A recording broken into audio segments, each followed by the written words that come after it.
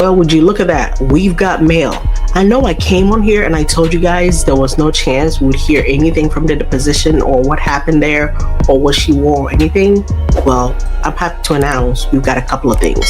Don't get too excited. It's a crumb. Well, would you look at that, we finally got mail, and not just any mail, we're talking about brand new details from inside the courtroom.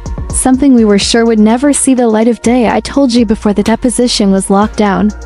Tight, no leaks, no glimpses, no nothing, but now we've got a crumb, a sliver of a crumb, but even that is enough to shake things up, because in this legal... We have this article from the Daily Mail. Team Blake assembled this. It ends with us, I think is what they meant, not this ends with us.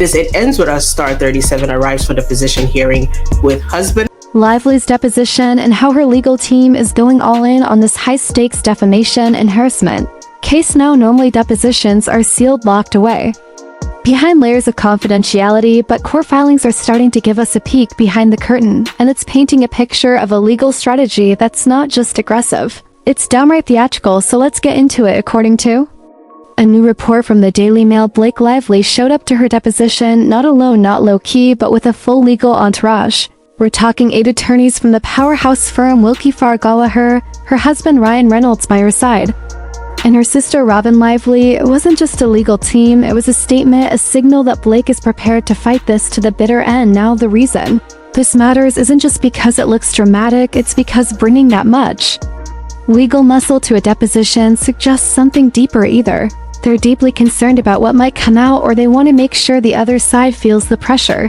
And here's the twist: despite all the appearances, the luxury cars, the designer outfits, the legal firepower, what's starting to leak out suggests the case might not be as solid as it first seemed. See, this isn't just a celebrity feud, it's a legal battleground that could set new precedents for harassment cases in Hollywood, and that's why every move matters, every document, every statement, every leak tells a story, and right now that story is shifting fast. Blake's legal claims are heavy. She says Justin Baldoni created a toxic environment on set during the filming of It Ends With Us, and that when she spoke up, his PR team went on the attack trying to destroy her reputation, orchestrating a smear campaign through the media. But now we're hearing that Baldoni's team isn't backing down.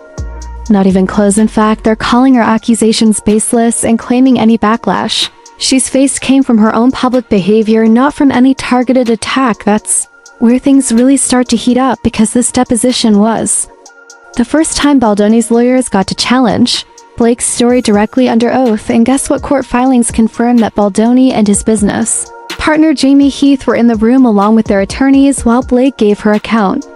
And now we're learning their response wasn't just to listen, it was to strike back. They're saying the deposition revealed weaknesses in her testimony, and they're filing motions to shut down Blake's attempts to subpoena their law firm over media statements, calling the entire move legally baseless. Their message is clear: this isn't retaliation, it's defense, and they're accusing Blake's team of trying to turn public relations into a courtroom strategy. And let's talk about those subpoenas, because this part is huge. Blake's team issued legal demands for internal communications from Baldoni's attorneys, aiming to prove a coordinated smear campaign. But here's the thing: legal experts say that's a long shot, because once a case goes public, lawyers are allowed to defend their clients in the media, and that protection is baked into the legal system. It's called litigation privilege, and it's powerful. So now Baldoni's team is firing back, filing a motion to quash the subpoenas, saying they've already handed over the transcripts, the media links, everything Blake asked for. So why the extra demands unless it's just an attempt to drain their resources and delay the process? Legal fishing expedition, that's the term being thrown around, and if the judge agrees, it could seriously backfire on Blake. But maybe the biggest bombshell of all is what Blake apparently admitted during that deposition. Court filings say she acknowledged that her personal knowledge of any smear campaign comes from sources that are redacted from the public record, meaning she doesn't have direct proof that Baldoni or his team targeted her. And in a case that depends on proving retaliation, that's a major problem, because in court sympathy isn't enough. You need evidence. You need a clear link between your complaint and the damage you claim happened afterward. And if that link is missing or weak, the entire case could fall apart. And let's not forget, this isn't just about Blake or Baldoni. It's about the future of how these cases are handled in Hollywood, where careers rise and fall with public perception and legal fallout. Blake's legal team is walking a tightrope, trying to expand the narrative while also proving the core of their case. But the court filings suggest the foundation might be shaky, and if her own words in the deposition don't line up with the accusations in her lawsuit, the defense will waste no time using that against her. This was not how it was supposed to go. Blake Lively entered this situation thinking she'd come out untouched with her reputation sparkling clean and her opponents silenced by a legal force, but what's unfolded instead is a slow-motion unraveling of everything she's tried so desperately to protect. The problem is the internet never forgets, and when creators started digging through the filings dissecting her lawyers' moves and connecting them to suspicious online patterns, a much darker picture began to emerge, the kind of picture that makes PR teams panic and damage control look futile. Viewers on Starscope begin asking questions that even mainstream media refuse to touch, like why did multiple anonymous YouTube accounts pop up within hours of Justin Baldoni's defense being filed, all parroting the same talking points against him, or why did those same accounts mysteriously disappear when the subpoenas started rolling and the evidence was no longer just speculation? It was documented, it was time-stamped, and it was damning, and just when you thought things couldn't get more surreal, Baldoni's legal team released a new batch of exhibits, and let me tell you, it landed like a bombshell in the court of public opinion. Attached were screenshots, emails, and analytics that pointed to a coordinated campaign to defame, discredit, and drown out Baldoni's voice. And guess what platform was ground zero? YouTube. Not only were monetized videos being pushed attacking Baldoni's credibility, but those videos were getting suspicious engagement spikes with likes and comments flooding in during off-peak hours, and you don't need to be an expert to know that's not normal. Creators started comparing data and found eerie similarities in the way those videos were edited, titled, and distributed. This wasn't random, this was orchestration, and it didn't look good for Lively or anyone connected to her inner circle. Meanwhile, Lively's lawyer tried to go on the offensive, filing motion after motion, trying to suppress discovery, delay deadlines, and block access to digital communications, but it was too late. The court had seen enough, and more importantly, the public had seen behind the curtain. The transparency demanded by these digital creators turned what was once a simple legal scuffle into a reckoning for how the rich and powerful try to control narratives using platforms built for the people. This wasn't just a celebrity spat anymore, this was a war over truth, integrity, and whether someone like Lively could really silence the voices she found inconvenient. And while Lively's side scrambled to plug the leaks, the pressure started building from unexpected places. Public figures who'd once collaborated with her began issuing soft but noticeable statements, distancing themselves. Sponsors and brands quietly archived posts involving her, while some completely removed their endorsements. This isn't just optics, it's survival in a PR era where guilt by association can be lethal. And as each day passed, her isolation grew louder. It wasn't just her legal case that was unraveling, it was her image, and in Hollywood that can be the deadliest loss of all. Then came the moment no one expected. Baldoni's team dropped what they called the creator log, a digital timeline tracking every suspicious move tied to anonymous creator accounts that supported Lively's claims and trashed his defense. The log included IP address overlaps, upload timestamps, shared editing metadata, and even payment trail breadcrumbs allegedly linking one account back to a marketing agency Lively had publicly collaborated with last year. The dots were connecting, and not in her favor. Creators on Starscope were stunned, fans were shocked, and even media outlets that had avoided the case were forced to pay attention.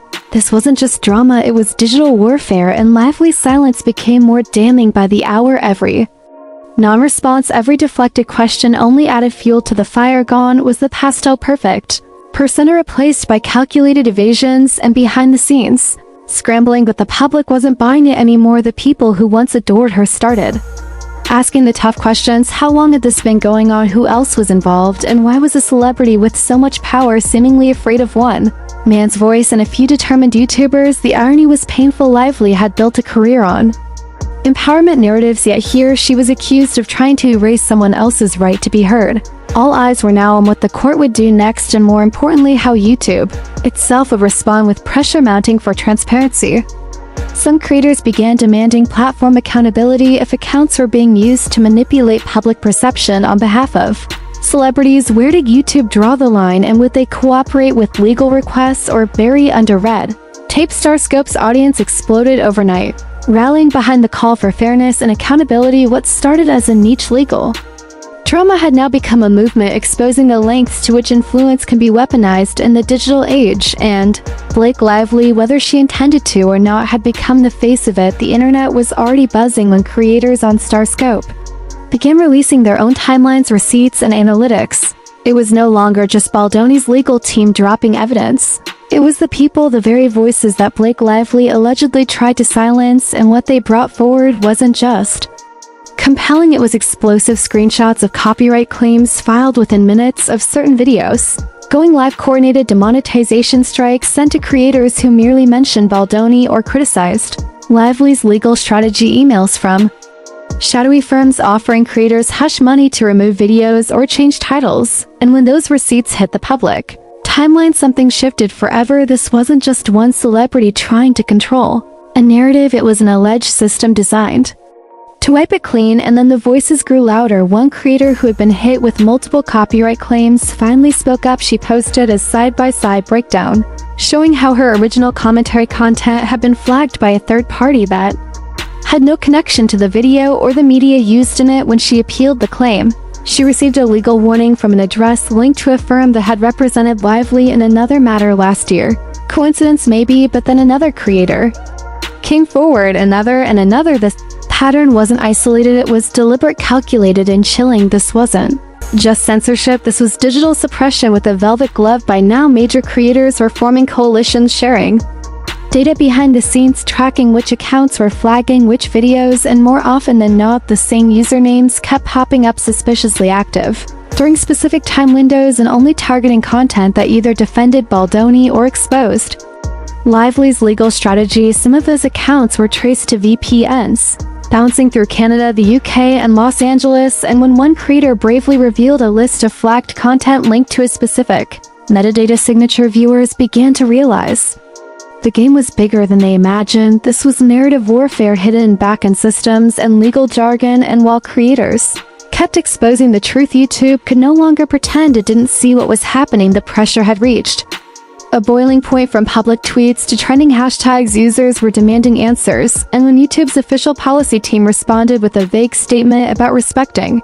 lawful processes, it only added gasoline to the fire. Starscope's comment sections were filled with calls for accountability, and even some verified influencers began asking uncomfortable questions. How could a celebrity allegedly weaponize a platform designed for free speech, and why was YouTube enabling it? Meanwhile, in the background, legal gears were turning fast. Baldoni's lawyers were not playing games anymore. They filed motions compelling discovery from YouTube itself, demanding internal documentation tied to the takedown, suppression activity, and account linkages. And while the platform initially resisted, citing user privacy concerns, the court issued a strong recommendation hinting that the platform's neutrality was already compromised, and that silence would only deepen the damage. Within days, leaks began to emerge, not from YouTube directly, but from insiders, creators, and tech analysts who saw what was coming and didn't want to be complicit. One such leak included a report showing that dozens of creator suppression actions were all flagged through the same internal content moderation channel, usually reserved for copyright abuse tied to music labels. Except none of the flagged content involved music. None of it involved original copyrighted material, yet they were removed, flagged, or demonetized anyway. And when the email headers attached to those reports were analyzed, many shared a single origin, a media compliance firm based in Vancouver that had publicly partnered with a celebrity PR agency rumored to represent Lively.